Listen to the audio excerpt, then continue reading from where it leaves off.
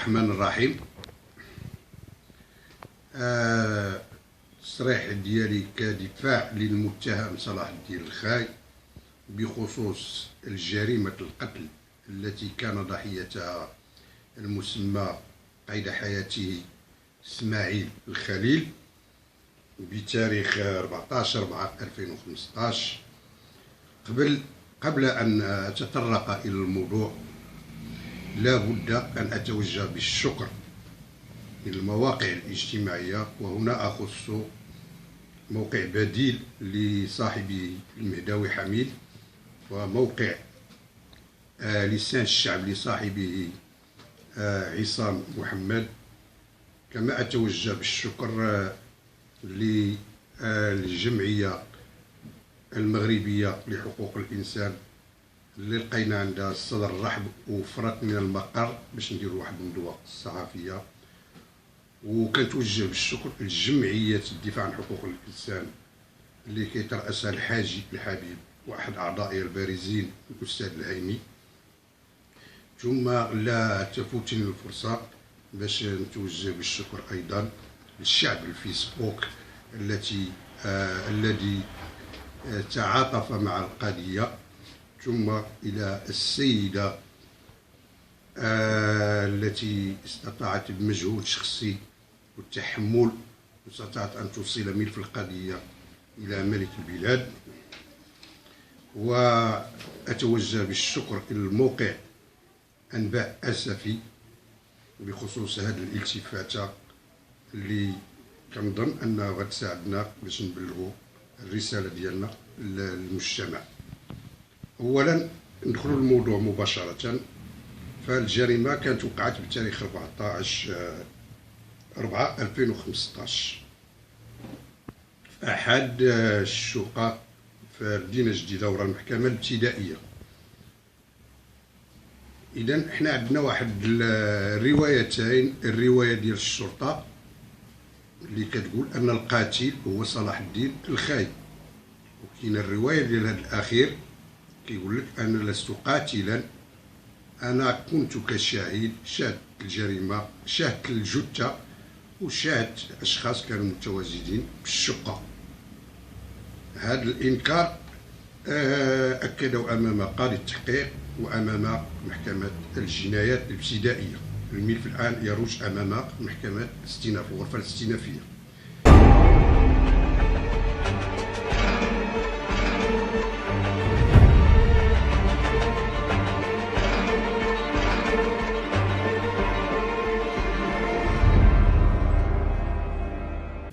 وسائل الإثبات اللي عند الشرطة القضائية هو الاعتراف التمهيدي، الاعتراف أمام الضابطة القضائية، واللي هو كان تحت التعذيب لمدة 3 أيام.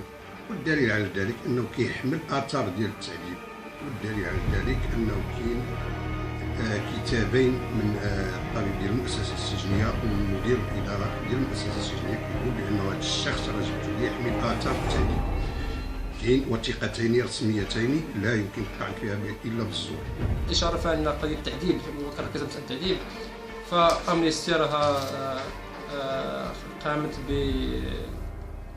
بمراسلة الأمانة العامة لأمنيستي في لندن بخصوص هذا الموضوع، موضوع التعذيب. ويثير عدد من التساؤلات، وتنعرفوا حنا عندنا صعوبة كيف تطلع عن الملف وتطلع عند البوليس تسمعوا ملفات. هذا خطر وداء وميكروب إذا ما تنقاتش راه كل شيء يصبح الضحية ديالو. إضافة إلى الاعتراف التمهيدي جابوا لنا واحد القرص كيبدا مع 11:32 دقيقة وكينتهي مع 2:26 دقيقة، ولكن محذوفة منه واحد ساعتين إلى دقيقتين، بمعنى محذوفة منه ساعة و58 دقيقة. بالإضافة إلى هذا القرص جابوا لنا كإثبات محضر ديال إعادة تمثيل الجريمة، يعني أن المتهم باقي يسعى في يد الشرطة. بالإضافة جابوا لنا عاوتاني ديال واحد لادين كيقول لك أداة الجريمة اللي هي السكين كتحمل آثار ديال الضحية وديال المتهم. هذه الرواية ديال الشرطة.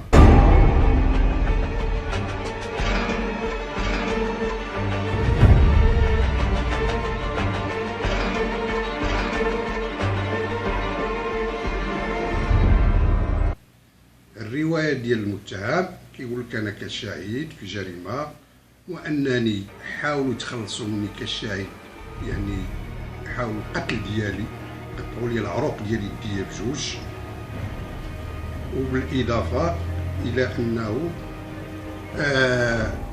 انكر امام فسائل الاطوار، وهذه التصريحات ديالو ذكر اسماء اشخاص معينين. احنا كدفاع ديال المتهم نروم الى الوصول الى الحقيقه. اذا كان صلاح الدين هو القاتل خصو يتلقى الجزاء ديالو، اذا كان بريء تيخصنا نصفوه. ولكن كيفاش غنوصلوا لهذه الحقيقه؟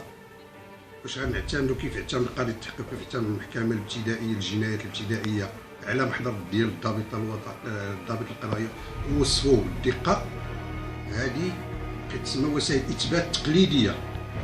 وسائل الاثبات التقليديه انه كنكتفيو بالاعتراف امام الضابط، ولكن احنا امام جريمه منظمه، امام جريمه ذكيه، امام جريمه ذكيه. انه المجرم مهما توصل الذكاء ديالو لابد انه تيخلي اثار الجريمه، اثار الجريمه كيخليها بمسرح الجريمه. واصبح المغرب كيتوفر على تقنيات عاليه جدا باش كيحارب هذه الجريمه المنظمه. والدليل على ذلك انه مكتب الابحاث القضائيه اصبح كيدير تدخلات استباقيه باش يوصل لها بهذه التقنيات الحديثه. اولا احنا كانت عندنا قناعه انه بريء، الضحيه تنعرفوا اسماعيل الله يرحمه، واحد الشخص ماشي عادي، شخص عنده جوج شركات، شخص قوي البنيه كيتجاوز الوزن ديالو 130 كيلو، والمتهم لا يتجاوز الوزن ديالو 70 كيلو، بالاضافه الى الوصف اللي عطاتنا الضابطه ديال الضرب اللي فيه انه ما يمكنش يرتكبه. على هذا الاساس كانت، وعلى اساس القناعه ديالنا طلبنا من السيد قاضي التحقيق يدير لنا خبره طبيه ثلاثيه على الاثار اللي كاينه في يدو.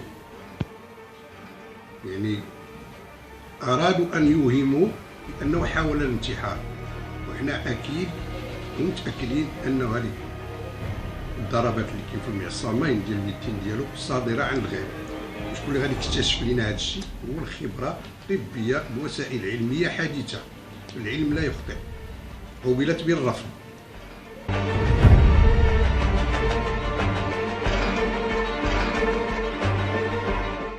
طلبنا الكشف عن المكالمات الهاتفيه.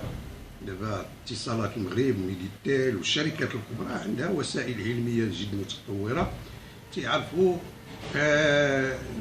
مضمون المكالمه والتوقيت ديالها والمده ديالها، ونشوفوا شكون اللي اتصل بالضحيه. وعطيناهم ارقام ديال هواتف ديال اشخاص كانوا موجودين بمسرح الجريمه، بالاضافه الى شخص اخر كان متقاعد من الاستخبارات المدنيه. الطلب ايضا قوبل بالرفض. اذا كيف سنصل الى هذه الحقيقه؟ هل بمحضر الضابطه القضائيه فقط؟ بوسائل تقليديه؟ ماشي. نفس الطلبات اكدناها امام المحكمات الجنايات الابتدائيه، وهذه مسجله في محضر الجلسه.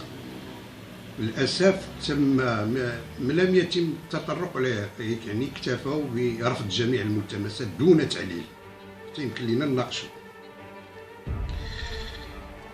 حنا لحد الان لا زلنا متمسكين الهاتفيه.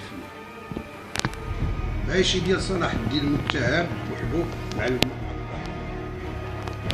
عطيناهم ارقام هواتف ديال اشخاص مشبوه فيه. القرار ديال محكمه الاستئناف الجنايات الاستئنافيه اكتفى فقط بالاتصالات ما بين المتهم والضحيه، يعني المشبوه فيهم واللي تيقول صلاح الدين كانوا بمسرح الجريمه، فالهواتف ديالهم لن تكون موضوع اي الكشف. تليفون ما كاينش حد الان، التليفونات ما كاينينش، 3 تليفونات من النوع الممتاز ديال الفئات، مشاو التليفونات ديالهم ما عرفناش.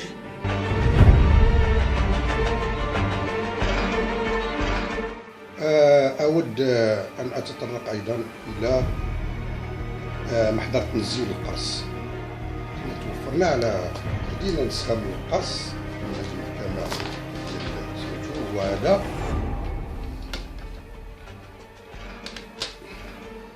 ورجعنا لمحضر التنزيل ديال القرص. محضر التنزيل ديال القرص تيقول لنا بنفس التاريخ، يعني 14 على الساعة 12:34 رجوع نفس السيارة التي تدخل مباشرة لمرآب العمارة.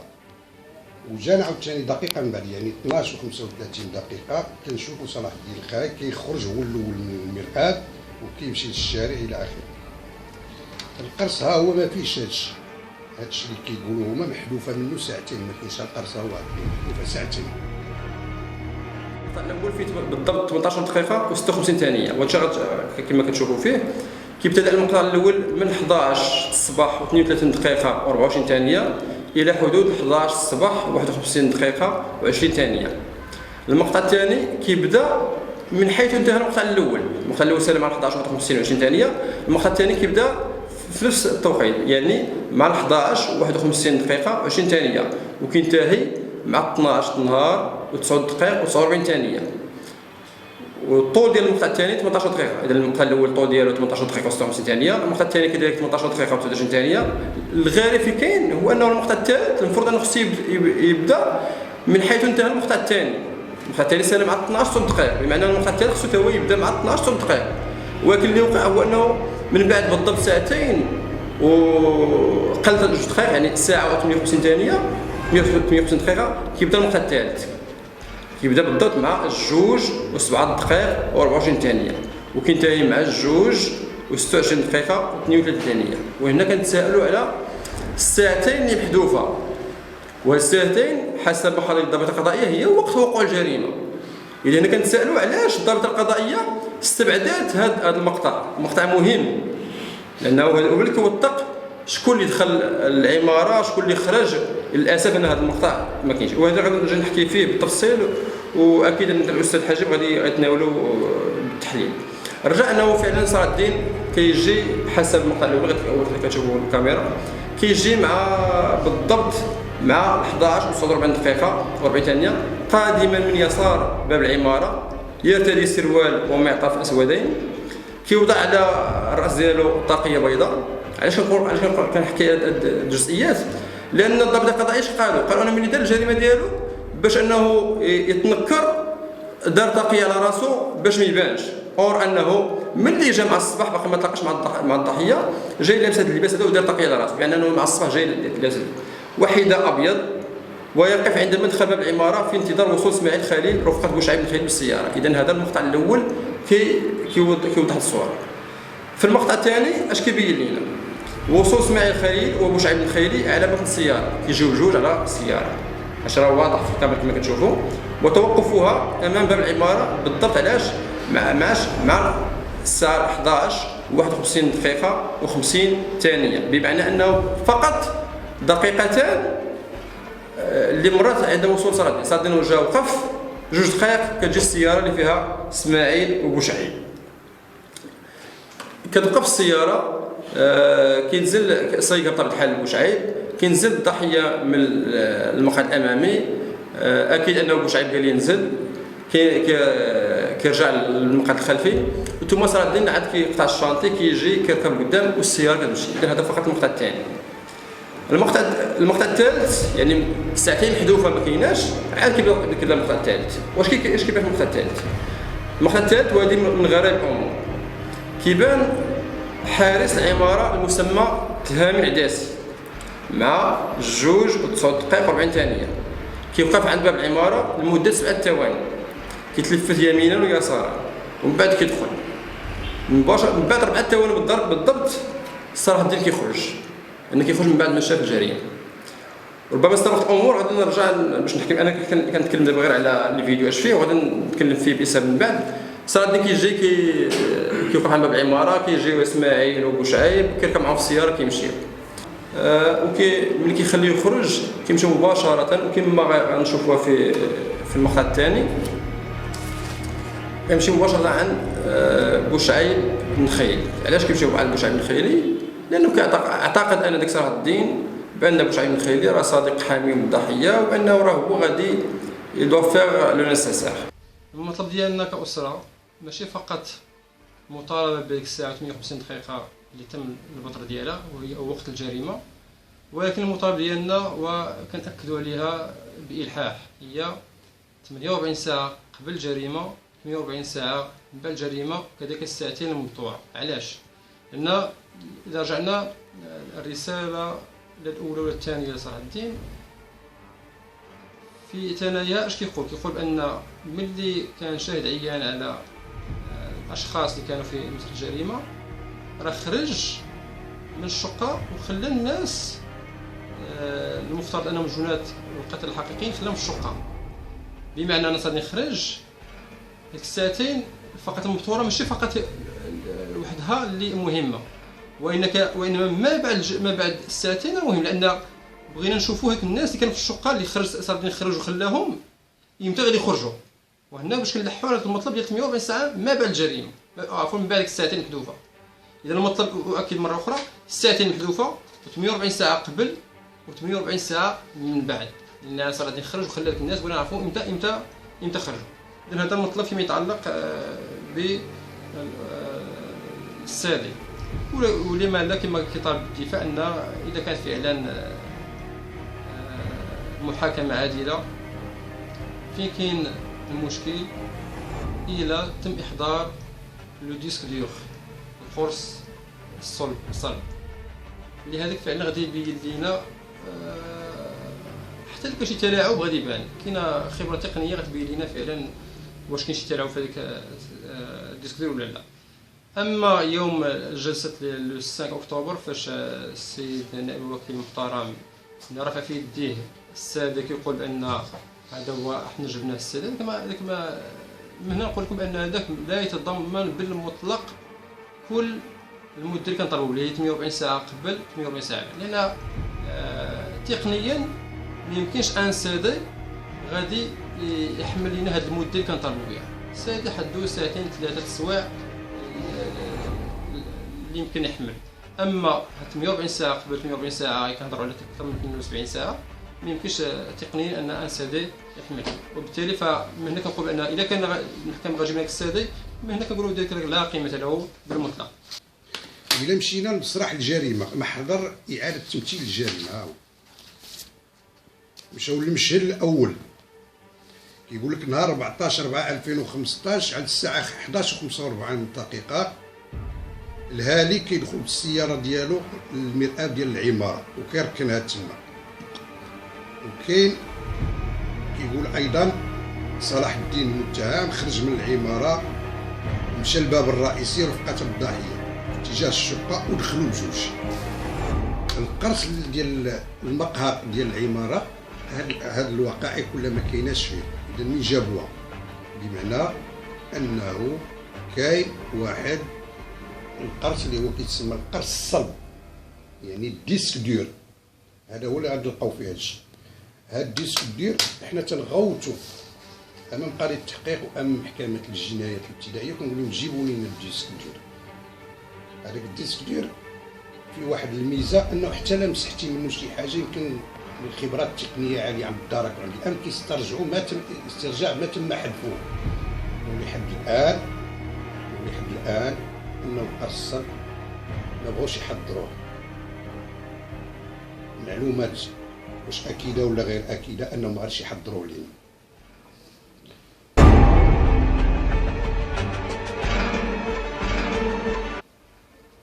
اثناء سرايا المسطره يعني بتاريخ 15 هيئه الدفاع تفاجأ بورقه مكتوب عليها إيرجون بتاريخ 6 ماي 2015 تتقول راه حنا خدينا ستة البصمات اللي صيفطتو الإدارة العامة للأمن الوطني، يعني المصلحة المركزية للتشخيص القضائي، وصيفطتو لهم 6 البصمات. كتقول لك راه البصمة ديال صلاح الدين الخايب غير موجوده ضمن هذه البصمات. هذه اخذت من مسرح الجريمه. الان هو عباره عن ميساج جاء من المختبر المصالح ديال الشرطه ديال الاسفي اللي حولتها للسيد الوكيل العام اللي جا بها اليوم في الجزائر. ولكن هذه لا تعتبر خبره في حد ذاتها، لان غير خبر المختبر الشرطه اللي صيفطت ليه المعلومات على ان راه هاد البصمات ديال صلاح الدين ما كاينش من ضمن هاد البصمات اللي خداو لهم. هاد الباز دوني ما عندوش، بمعنى انه لم يكن يتواجد عند ارتكاب الجريمه القتل.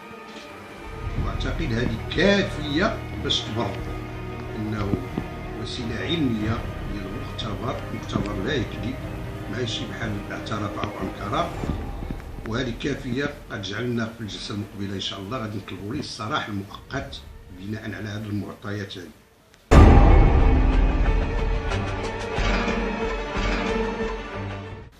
الغريب في الامر انه خلال البحث، وهذا ما داروه حتى في محضر اعاده تمثيل الجريمه، كيقولوا لنا على انه راه تخلص من السكين في احدى الحاويات المدينه الجديده وما بقاش عاقل على هذه الحاويه، بمعنى اداه الجريمه راه غير موجوده. ونفاجأ ايضا بانه ملي مشاو ليه لدارو لقاو اداه الجريمه قال لك في الستره ديالو. وصلاح الدين الخاي كيقول لك انا مع هذاك السكين ما عمر شي سكين ما كان في جيبو، كيقولوا هذاك السكين حاول ينتحر به. غير منطقيا، غير العقل ديالنا، واحد غادي ينتحر وغادي ينعس ويدير يرجع السكين لجيبو وبقى تيموت على خاطرو. ميمكنش اللي كينتحر كيطيح والسكين كيطيح حداه، ما كيديروش في الستره ديالو. هذه وسائل احنا لازلنا متشبتين بها، متشبتين انه المكالمات الهاتفيه، الكشف على شمل جميع الاشخاص المشبوه فيهم. كنتمسكوا ايضا اجراء خبره طبيه ثلاثيه من طرف مختصين حول الجروح التي لا زالت عالقه في العصام ديالو، والصادره عنه او صادره عن الغير. وحنا في تلك الأسرة كنطعنوا في المحاضر المهزله ديال الضابطه القضائيه اللي علاش كنقولوا كنطعنوا فيها. لا يعقل ان صلاح الدين كيذكر بالاسماء اللي ساهمت اما تواطؤا او لا تنفيذا او كيذكر اسم اللي هو بوشعيب بن خيري اللي هو كوميسير متقاعد في لاديستي. يعني هذا طرف، يعني هذا مشكوك فيه، هذا صار كيعتبروه انه هو متهم. كيف يعقل ان هذا الشخص اللي هو امبليكي في القضيه يسمح له باش انه يوم اعتقال صلاح الدين من المنزل كيتسمح له شنو يدخل الدار وكيصدر تعليمات. بالتالي كل ما يصدر عن الضابطه القضائيه حنا كنشكوا فيه. يعني لا يعقل ان الشخص اللي هو متهم متواطئ اما كان مساهم في القتل او لا متواطئ او متستر او ان هذا الشخص اصلا ما عندوش الصفه نهائيا باش يدخل، لانه كوميسير متقاعد ولكن متقاعد، كوميسير ديال لاديستي ولكن متقاعد، ما عندوش الصفه نهائيا. الا دخل للدار بهذه الصفه حنا كأوسا كنعتبروه هو اللي نصاب. الا كان بوشعيب بن خيري دخل الشقه بصفه باعتباره كوميسير ديال لاديستي وما عندوش الصفه لانه متقاعد، الا دخل الصفه اذا هو النصاب ماشي صلاح الدين. صلاح الدين توهم بالنصب وما كاينش ولو شي كاين واحد ضده، ولكن هذا فعل واقع. انا بوشعيب بن خيري دخل الدار وما عندوش حق، واكثر من هذاك كيصدر تعليمات للشرطه. وبالتالي محاضر الضابطه القضائيه كلها كنشكوا فيها جمله وتفصيلا. ميمكنش اننا نستانسوا لهذه المحاضر. وللاسف ان المحكمه في اللي صدرت الحكم انها اعتمدت بشكل كلي على هذه المحاضر المرفقه واللي مشكوك في مصداقيتها. كنبغي نجدد الشكر لكل من آزر صلاح الدين والاسره ديالو في هذه المحنه اللي هي محنه غير عاديه. ملي المعاناه ديال سنه ونصف من الالام، من المعاناه، من المعاناه بكافه اصنافها، ما سهلاش. ربما من الانسان كيحكيها هكذا كتجي سهل، ولكن ملي كتعيشها يعني راه فعلا معاناة كبيرة وكبيرة جدا. وبالتالي كان نبغي من خلال هذا الموقع ديالكم أنني نشكر كل من ساهم في محاولة إظهار الحقيقة. نقول الحقيقة ماشي تبرئة صلاح الدين، ولكن البحث فقط على إظهار حقيقة مقتل شخص أعزل اللي هو المرحوم إسماعيل خليل، واللي على إثره طفل وطفلة الآن يتيما. حنا حتى الشخص الله يرحمه بغينا نعرفوا شكون القاتل ديالو. وهذا بطبيعة الحال هذا ماشي مهم حنا كأسرة أو حتى كدفاع، هذه مهمة عندها ناسها. كاين قضاء، كاين نيابة عامة. هذيك بطبيعة الحال حنا المطلب ديالنا واحد لا ثاني له، هو محاكمة عادلة اللي كتظهر من خلالها أن فعلا غتظهر براءة صلاح الدين. وبالتالي هذا الشكر كنبغي نشكر أصدقاء صلاح الدين، الجيران، الصحافة الحرة اللي سبق ذكرت، كذلك الدفاع الجريء والمتميز جدا في شخص كل من السي عبد اللطيف حجيب، السي عبد المولى خرشش، السي عبد السلام بقيوي، السي محمد كبناني، السي عبد الله الوزاني، السي حسن محب، وباقي الاسماء ومعذره لا ما استحضرش الاسماء الاخرى. كذلك نبغي نشكر الاطارات الحقوقيه الفاعله، واخص بالذكر هنا الائتلاف المغربي لحقوق الانسان اللي كيضم 22 منظمه حقوقيه. الشكر موصول كذلك للجمعيه المغربيه لحقوق الانسان للدعم ديالها كان متواصل.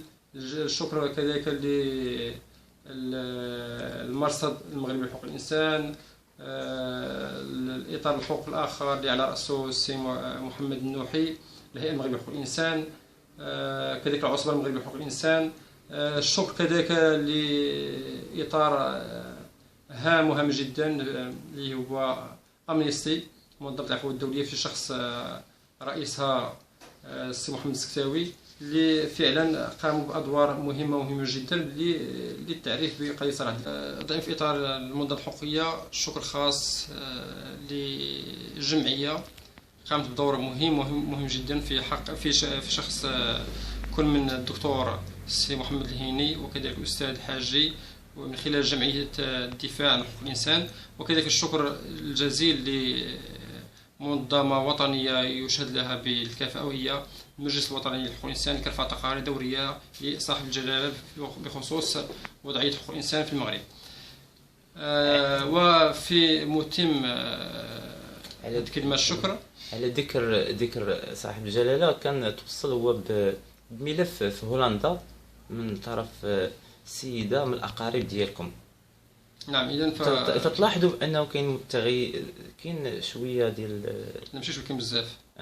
كاين بزاف فعلا. انه بمجرد توصل صاحب الجلاله بالملف، يعني القضيه خذات مسار ماشي نقول معاكس او لا، ولكن خذات مسارها طبيعي، اللي هو امور غاديه لحد الساعه. ما كاينش ندير توقيع على بياض، كنقول لحد الساعه الامور غاديه في اتجاه تحقيق محاكمه عادله. كنقول لحد الساعه ما عرفتش من غدا شي يوقع، ولكن لحد الساعه الامور غاديه في اتجاه تحقيق محاكمه عادله من خلال استجابه. ما غاديش نقول لكل الملتمسات، ولكن الملتمسات اللي غتساهم في اظهار حقيقه هذه الجنات الحقيقيين. وبالتالي كنشكر على الاضافه باش نوجه الشكر الجزيل لصاحب الجلاله، اللي حقيقه لا يتوانى في حرصه الشديد على عدم السماح بأن يمارس الظلم على أي من مواطنيه. وفي خطاب سابق كان قال العبارة ديالو اللي سمحت على كافة الألسن، وهي قوله ما يهمني وما يمسكم يمسني. ولاحظوا معي بأن الخطاب الأخير كان فيه تأكيد شديد اللهجة وحرص من جلالته على وجوب ربط المسؤولية بالمحاسبة. وبالتالي كننتظروا هذه الجزاءات اللي المترتبة على التقصير المهني الفظيع والمعيب قادرة عن الغير، ولا زلنا نتمسك بإحضار القرص الصلب ديسفدور، لأنه هو الوسيلة الوحيدة اللي غادي يكشف لنا على شكون اللي دخل العمارة قبل الجريمة وشكون من بعد الجريمة. لأنه في محضر القرص وقفوا لنا على الساعة 2:09 دقائق، ولكن ماذا وقع بعد 2:09 دقائق؟ شكون اللي خرج عاوتاني؟ حبسوه هنايا في القرص الصلب. بديت تقول غادي يجبد لينا شكون اللي دخل قبل 48 ساعه ومن بعد 48 ساعه. وطلبنا ايضا الكشف عن المعاملات الماليه ديال الضحيه في الفتره الاخيره قبل الاغتيال ديالو، قبل القتل ديالو، باش نعرفوا مجموع المبالغ الماليه اللي تسحبات، شكون اللي سحبها والاسباب ديال السحب ديالها. هذا اذا اردنا ان نصل الى الحقيقه. حنا لا يهمنا صلاح الدين الخاي ولا يهمنا محض الضابط القضايا، اكثر ما يهمنا هو الوصول على الحقيقه.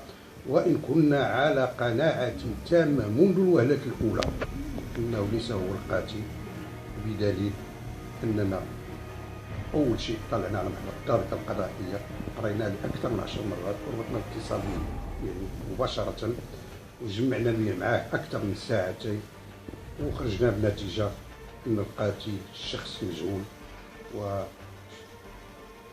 والملتمسات ديالنا كافيه باش المحكمه توقف على الحقيقه، ونتمنى من الله انه تستجب لها. وهنا كتجيب واحد الاشاره نبدا لها.